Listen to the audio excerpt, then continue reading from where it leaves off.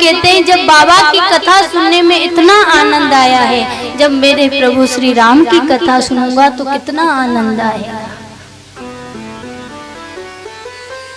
याज्ञवल्क्य जी कहते हैं प्रथमई में कई शिव चरित बुझा मरम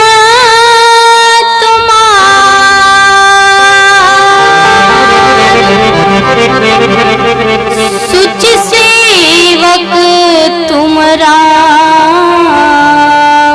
के रहित समस्त विकार।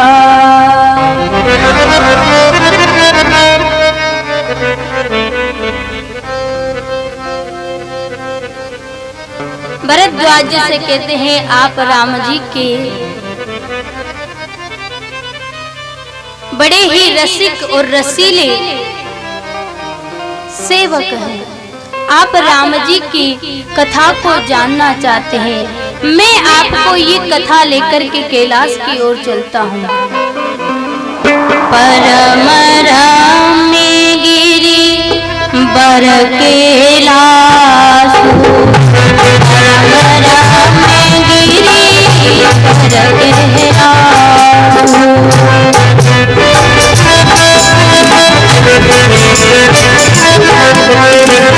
सदा जहाँ शिव उमा निवासु,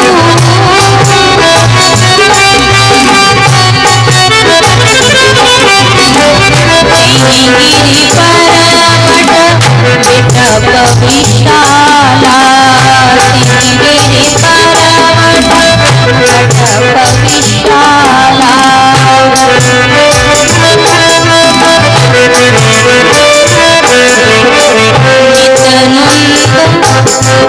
नित नूतन सुंदर सब काला,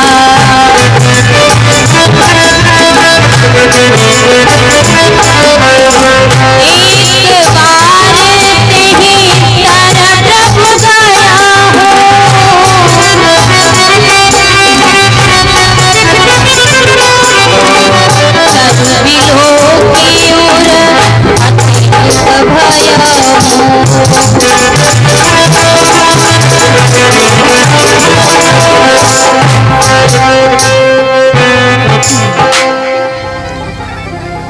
कैलाश का दिव्य शिखर है, परम रम्य गिरिवर कैलाश है।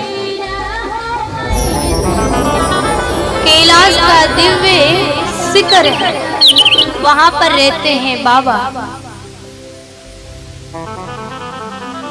एक वट वृक्ष के नीचे महादेव जी बड़े ही सहज स्वरूप में विराजमान हैं, बड़े सरल स्वभाव के हैं, बड़े सहज हैं। किसी प्रकार का कोई दुख नहीं है। कई लोग रात दिन टेंशन में रहते हैं। क्यों टेंशन में रहते हैं? क्योंकि उनको किसी बात की टेंशन नहीं है, इसलिए ही टेंशन में रहते हैं। भगवान ने हर प्रकार से सुख दिया है, हर प्रकार से आपको योग्य बनाया है, किसी प्रकार की कोई कमी नहीं है, फिर भी व्यक्ति रात दिन टेंशन में ही रहता है, क्योंकि उसे किसी बात की टेंशन नहीं। यहाँ महादेव जी से सीखिए, सदैव प्रसन्न रहते हैं, सदैव सरल और सहज रहते हैं। बाबा वट वृक्ष के नीचे बैठे हैं प्रसन्न मुद्रा में। बाबा को देखकर के माँ पार्वती बाबा के पास में गई और जाकर के हाथ जोड़कर के प्रणाम किया है। माँ पार्वती ने प्रणाम किया, बाबा ने कहा जानी प्रिया आदर अति कीना, जानी प्रिया आदर अति कीना।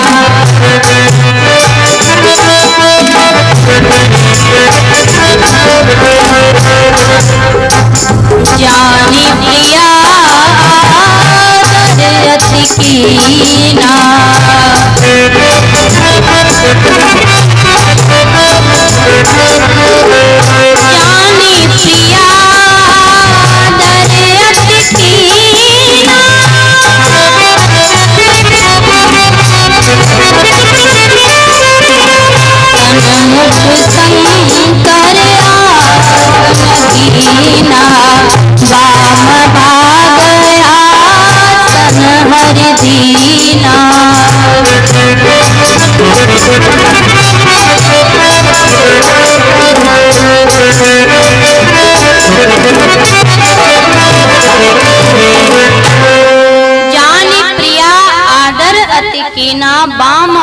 भाग आसन हरि दे। यहाँ बाबा ने मैया को आसन दिया अपने बाहिनी ओर,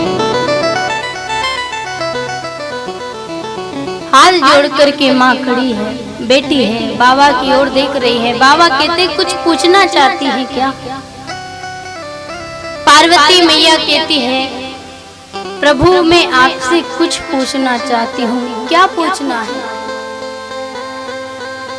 यही प्रश्न महाराज भरद्वाज जी ने याज्ञवल्क्य जी से पूछा है और यही प्रश्न पार्वती मैया बाबा से पूछ रही है। कौन सा प्रश्न? मैया कहती है बाबा मैं आपसे पूछना चाहती हूँ राम कौन है? मैं जानना चाहती हूँ राम कौन है?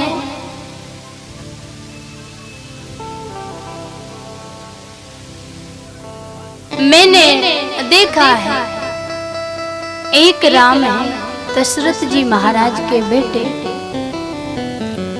उनको मैंने देखा है वो पत्नी के वियोग में रो रहे थे वन में।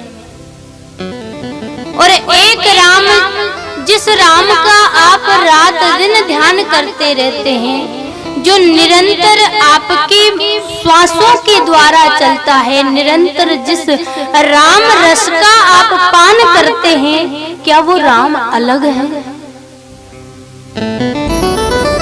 क्या जिस राम के बारे में शेष शारदा महेश बखान करते हैं, शेष गणेश महेश दिनेश सुरेश जाय निरंतर ध्यावे, क्या वो परम तत्व राम अलग है?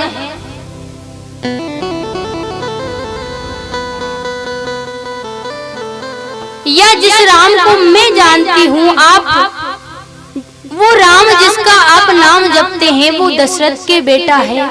यदि वो राजकुमार है तो ब्रह्म कैसे हो सकता है? क्योंकि ब्रह्म का कभी जन्म नहीं होता है, ब्रह्म कभी जन्म लेता नहीं है। यदि ब्रह्म जन्म नहीं लेता है तो वो दशरथ का बेटा कैसे है? क्या निर्गुण राम और सगुण राम अलग है या एक है? क्या है?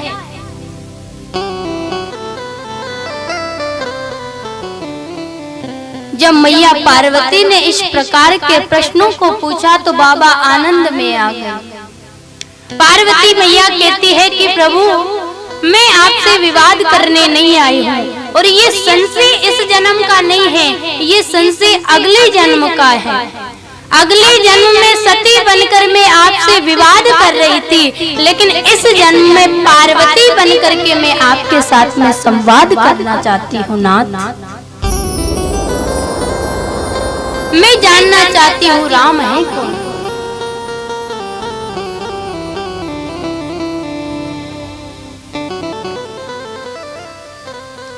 पूछने लगी माँ, सारे प्रश्न पूछ डाले, कैसे अयोध्या में आए, कैसे हो निर्गुण। बाबा कहते निर्गुण और सगुण दोनों एक हैं, कैसे एक है? बोले जिस प्रकार पानी का कोई आकार नहीं होता है, यदि उस पानी को लेकर के फ्रिज में डाल दो तो वो बर्फ के रूप में बन जाता है, एक आकार प्रदान कर लेता है।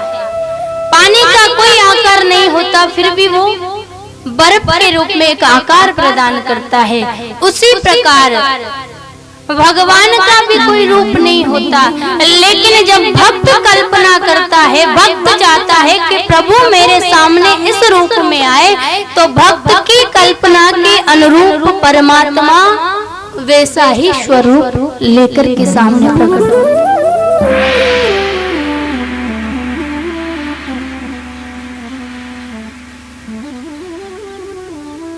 सारे प्रश्नों को पूछा।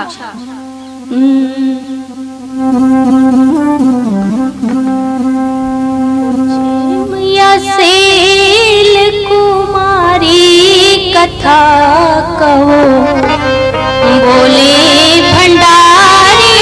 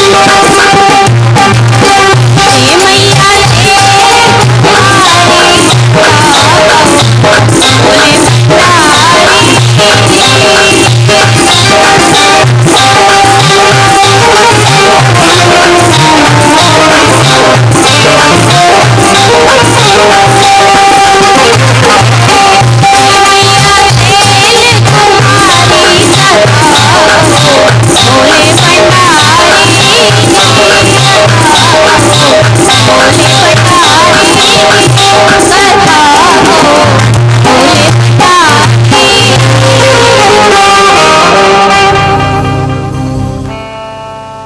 बोली पार्वती मैया की।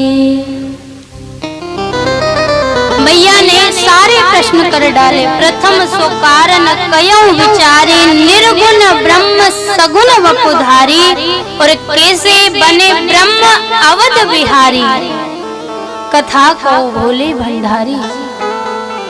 कैसे वो निर्गुण ब्रह्मा सगुण अवतार लेकर के आया। और नाथ, मैंने जितने प्रश्न पूछे हैं, यदि इनमें से कोई और प्रश्न छूट भी गए हैं, बाकी की कथा छूट भी गई मेरे से कहने से, तो आप प्रभु सारे विचार करके मुझे कहिएगा। बाबा सुनकर आनंद में आए। क्यों आनंद में आए? क्योंकि पार्वती मैया ने जो प्रश्न किए थे वो राम जी के बारे में पूछ रही हैं। और राम जी कौन है? बाबा के इष्ट देव है। भोले बाबा के इष्ट है राम जी, और राम जी के इष्ट है भोले बाबा। जब कोई हमारे निकट या कोई हमारे प्रिय व्यक्ति के बारे में यदि कुछ पूछता है तो हमें अच्छा लगता है। तो बाबा को बड़ी प्रसन्नता हुई। पार्वती से कहते हैं कि प्रभु निर्गुण और सगुण, भगवान निर्गुण और सगुण कब होते हैं? जब भक्त अपनी कल्पना के अनुसार प्रभु को पुकारता है तो वही निर्गुण ब्रह्म सगुण रूप में अवतार लेकर के आता है। जिनकी अगुण न सगुण विवेका, जल्पित कल्पित वचन अनेका, वही निर्गुण ब्रह्म सगुण रूप में अवतार लेकर के आता है। बाबा कहते हैं कि भगवान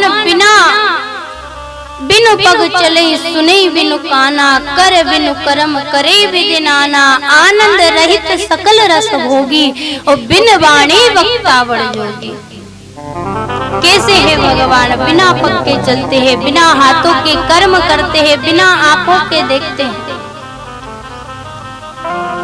बिना नासिका के सुगंध ग्रहण करते हैं, बिना वाणी के, बिन वाणी वक्ता बड़ जोगी, बिना वाणी के बोलते हैं।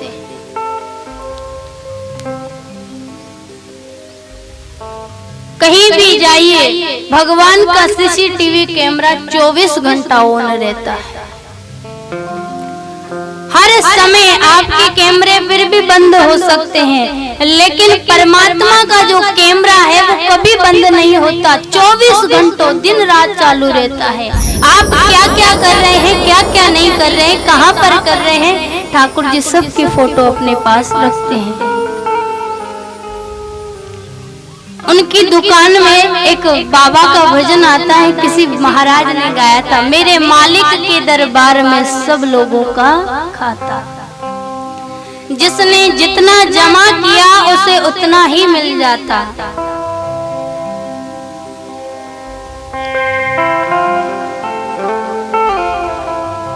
तो भगवान का जो कैमरा है वो 24 घंटा ऑन रहता है।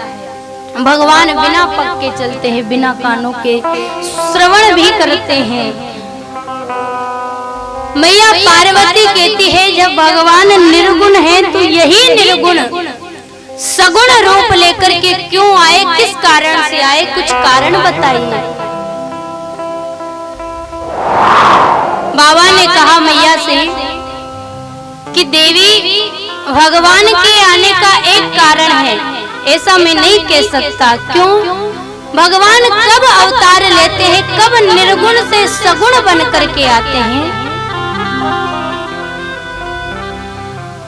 बाबा कहते हैं जब जब होई धर्म की हानि, जब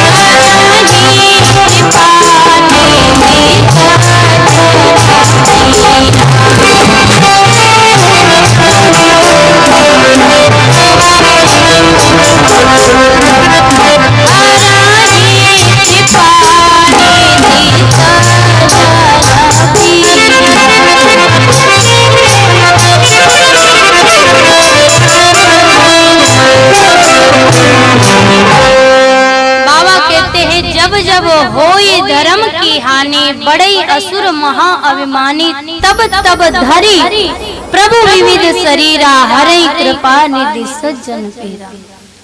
जब जब धर्म की हानि होने लगती है, अधर्म बढ़ने लगता है, पाप बढ़ने लगता है, अत्याचार होने लगता है, संतों को सताया जाता है, यज्ञ बंद हो जाते हैं, गायों के ऊपर अत्याचार किया जाता है, नारी पर अत्याचार होता है, तब जाकर के प्रभु अवतार लेकर के आते हैं इन सब का भार हरण करने के लिए।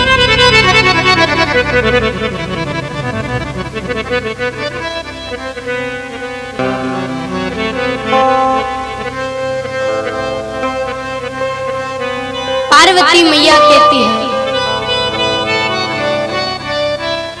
कि प्रभु एकाध कारण तो आप बताइए।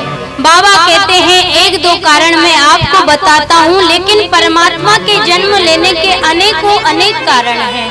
फिर भी जो मुझे याद है 3-4 कारण मैं आपको अवश्य बताऊंगा।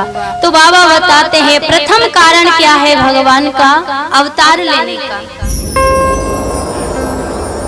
द्वारपाल हरि की प्रिय दो,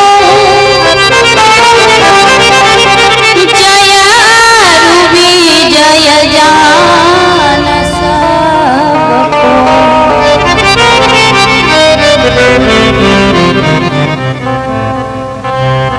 विप्र श्राप से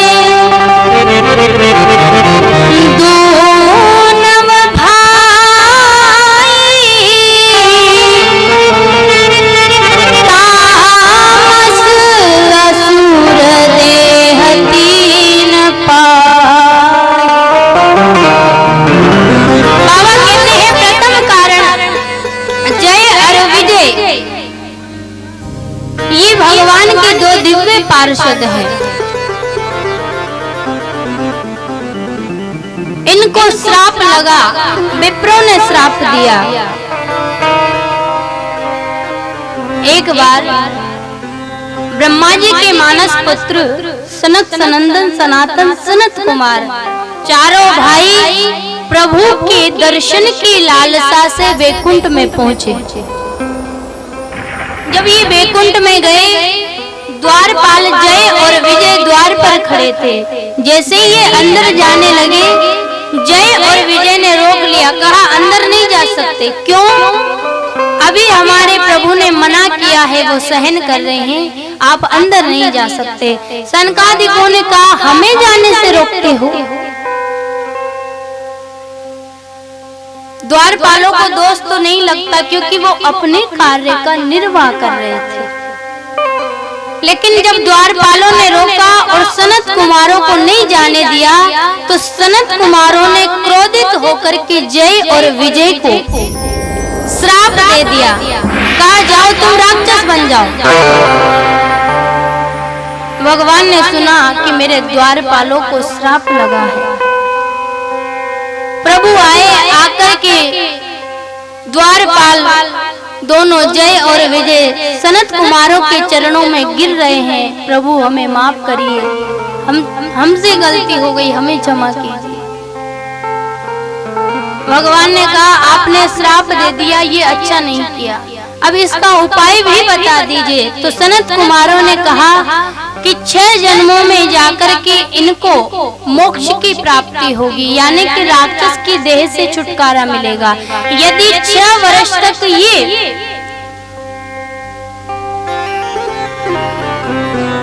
भगवान का भजन करेंगे तो इनको मुक्ति अवश्य मिलेगी। इन्होंने कहा कि समय अधिक है, तो सनत कुमारों ने कहा कि 3 जन्मों में यदि तुम भगवान से शत्रुता मोल लेते हो तो 3 जन्मों में तुम्हारा उद्धार हो जाएगा। इन्होंने कहा भजन करने से अच्छा है कि परमात्मा से शत्रुता कर ली जाए, ताकि 3 जन्मों में ही मोक्ष की प्राप्ति हो जाएगी। यही सनत कुमार प्रथम जन्म में बने हिरण्याक्ष और हिरण्यकश्यप।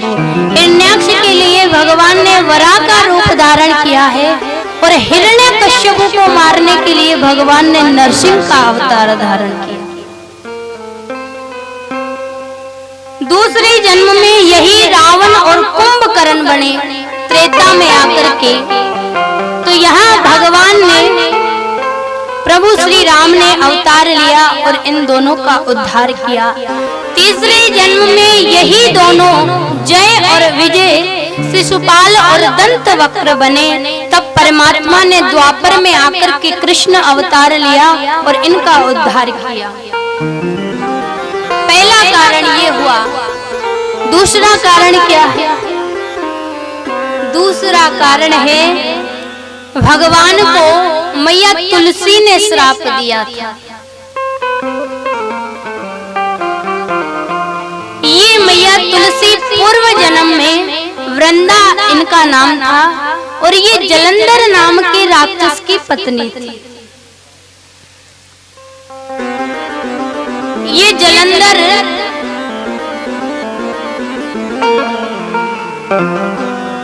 इतना शक्तिशाली था, इतना शक्तिशाली था कि देवताओं ने खूब प्रयास किया इसको मारने का, लेकिन ये मरा नहीं। क्यों नहीं मरा? क्योंकि इनकी जो पत्नी थी वृंदा, वो सती थी और इनके सतीत्व का कवच जलंधर ने पहन रखा था।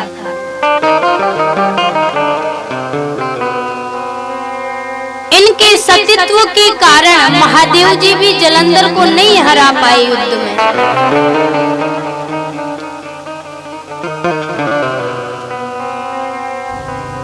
तो भगवान श्री हरि से जाकर समस्त देवताओं ने विनती की। भगवान हरि ने यहाँ आकर के वृंदा का सतीत्व भंग किया। अब यहाँ कई प्रश्न उठते हैं कि भगवान ने ऐसा क्यों किया, भगवान ने छल क्यों किया, कपट क्यों किया।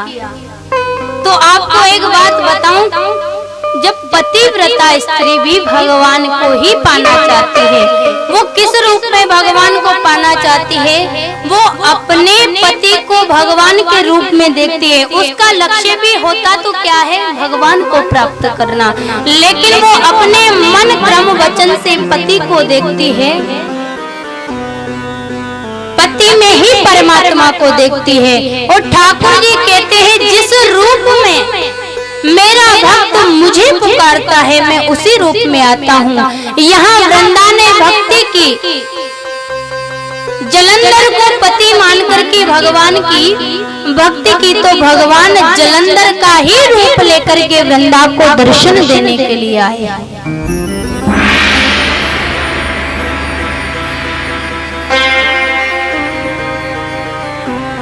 जैसे ही वृंदा का सतीत्व भंग हुआ, उधर जलंधर युद्ध में मारा गया। जलंधर की मृत्यु का जब समाचार सुना वृंदा ने देखा कि मेरे साथ में छल हुआ है। वृंदा ने श्राप दिया भगवान को, कहा कि आज आपने मेरे पति का रूप धारण करके मुझे छला है और मैं आपको श्राप देती हूँ कि यही मेरा पति आपको, यही मेरा पति आकर के आपसे आपकी पत्नी को हरण करके, यानी कि आपसे दूर करेगा।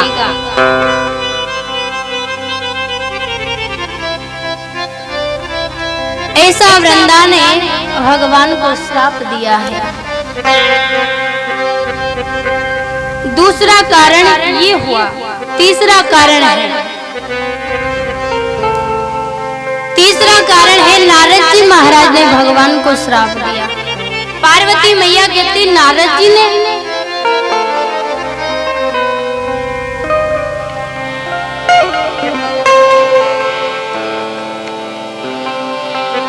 गिरिजा चकित सुनी भैवानी, ओ नारद विष्णु भक्त पुनि ज्ञान।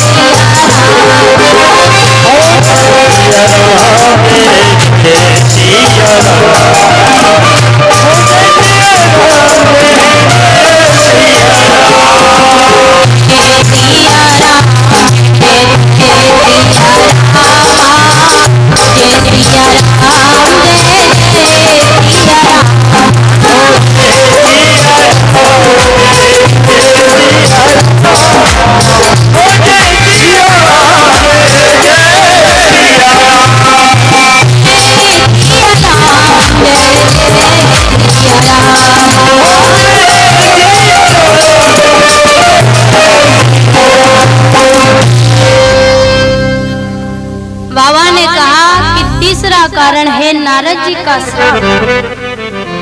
पार्वती मैया ने कहा कि विष्णु नारद विष्णु भगत पुण्य ज्ञानी, नारद जी महाराज भगवान के भक्त होकर के उन्होंने क्यों श्राप दिया? महादेव जी कहते हैं कि भगवान की माया का पार पाना बड़ा कठिन है। संत हो या भक्त हो, भगवान की माया किसी को भी भ्रमित कर सकती है। माया तेरी बहुत कठिन है राम।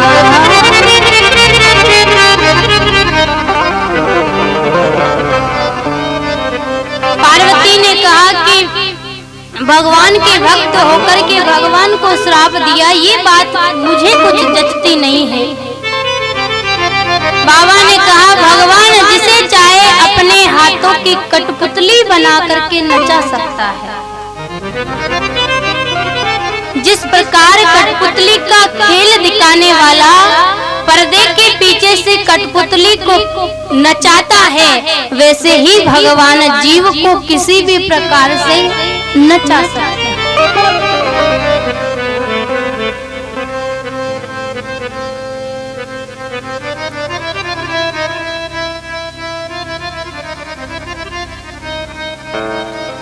लेकिन जब जीवन ही भगवान के हवाले कर दिया जाए तो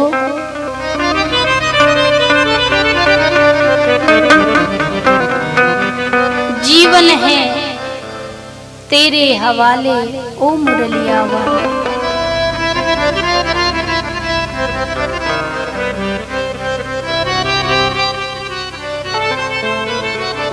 परम ज्ञानी होकर के नारद जी ने श्राप किस प्रकार दिया बाबा सुनाते हैं। भगवान शंकर कहते हैं देवी, एक बार नारद जी महाराज हिमालय पर्वत की गुफा में जाकर के तपस्या कर रहे थे और इन्होंने ऐसी तपस्या की कि उधर इंद्रलोक में इंद्र को डर लगने लगा। किस बात का? कहीं मेरा सिंहासन ना चला जाए। इंद्र महाराज ने कामदेव को बुलाया और कामदेव को बुलाकर के कहा कि जाकर के नारद जी महाराज की तपस्या को भंग करो। कामदेव चला है, नारद जी महाराज तपस्या में लीन है, समाधि लगाए हुए हैं। कामदेव ने जाकर के वहां अप्सराओं से कहा नृत्य किया जाए, गान किया जाए। खूब नृत्य किया, खूब गान किया, खूब फूलों की वर्षा की, खूब काम ने अपनी माया चलाई। लेकिन भगवान की ऐसी मर्जी हुई कि नारद जी महाराज की समाधि काम देवता नहीं तोड़ पाए। अंत में कामदेव जी महाराज ने जाकर के नारद जी महाराज के गले में माला डाली और माला डाल करके चरणों में प्रणाम किया। जैसे ही प्रणाम किया नारद जी महाराज जगे। कामदेव प्रशंसा करने लगा, अरे महाराज, मैं आया था आपको छलने के लिए, आपकी तपस्या भंग करने के लिए। प्रभु मुझे क्षमा कीजिएगा। आप तो शंकर जी से भी बड़े निकले।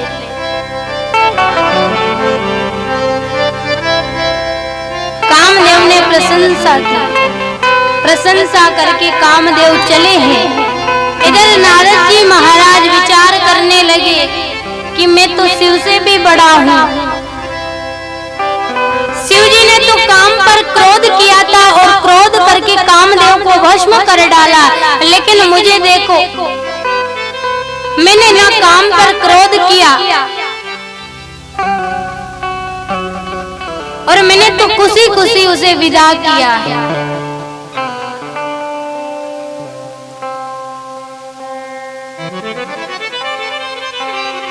नारद जी महाराज को यहाँ अभिमान हो गया। किस बात का?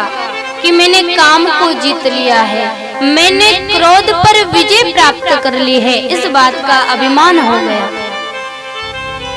अब जहाँ भी नारद जी जाते लोग प्रशंसा करते हैं, अरे नारद जी आपने तो गजब कर दिया, आपने काम को जीत लिया, आपने क्रोध को जीत लिया, आप तो भोले बाबा से बढ़ गए। खूब प्रशंसा करते लोग। आपसे भी कहूँ, यदि व्यक्ति ज्यादा प्रशंसा करने लगे आपकी, तो समझ लेना आपका पतन होने वाला है। कोई ज्यादा प्रशंसा करे, कोई ज्यादा माला डाले, ज्यादा ढोक दे आपको, तो ये निश्चित है, क्योंकि प्रशंसा करने वाला ही पतन की ओर ले जाता है। अवगुण को कभी भी सहलाना नहीं चाहिए। अब नारद जी की लोग जैसे ही प्रशंसा करें, नारद जी और फूले।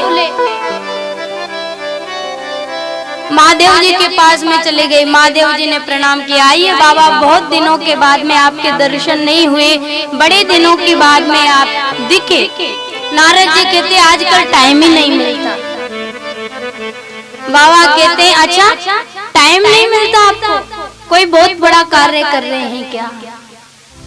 तो नारद जी कहते अजी क्या बताएं, हम तपस्या करने गए थे तो वहीं अधिक समय लग गया, और क्या बताएं, हमने काम को जीत लिया। बाबा ने कहा वाह, जिन प्रभु की भक्ति करने गया था उन्हीं की माया ने पकड़ लिया है। बाबा ने कहा ये बात मेरे से कही है, वहां जाकर के वैकुंठ में जाकर के लक्ष्मीपति से मत बोलना। मुझसे बोल दिया, ठीक है मैंने सुन लिया। नारद जी ने सोचा कि महादेव जी मेरी प्रशंसा सुनकर के जल रहे हैं। उन्होंने काम पर क्रोध किया था, मैंने तो क्रोध भी नहीं किया। मैं महादेव जी से बड़ा हो गया हूँ और महादेव जी को मेरी प्रशंसा देखी नहीं जा रही, इसलिए मना कर दिया कि वैकुंठ में जाकर के मत कहना।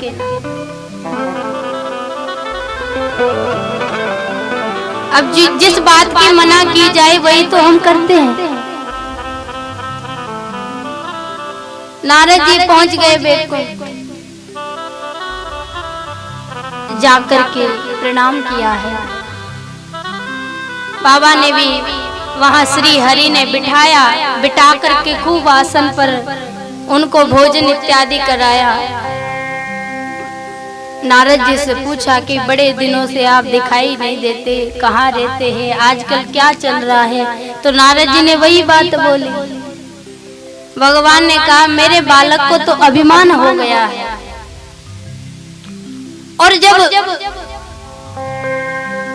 माता पिता जब किसी बच्चे को बीमारी हो जाती है तो माता पिता लेकर के जाते हैं दिखाने। 12 टेक नहीं होंगे तो कोटा, कोटा नहीं तो जयपुर लेकर के जाते हैं, ताकि उनके बच्चे को उस बीमारी से आजादी मिले, वो ठीक हो,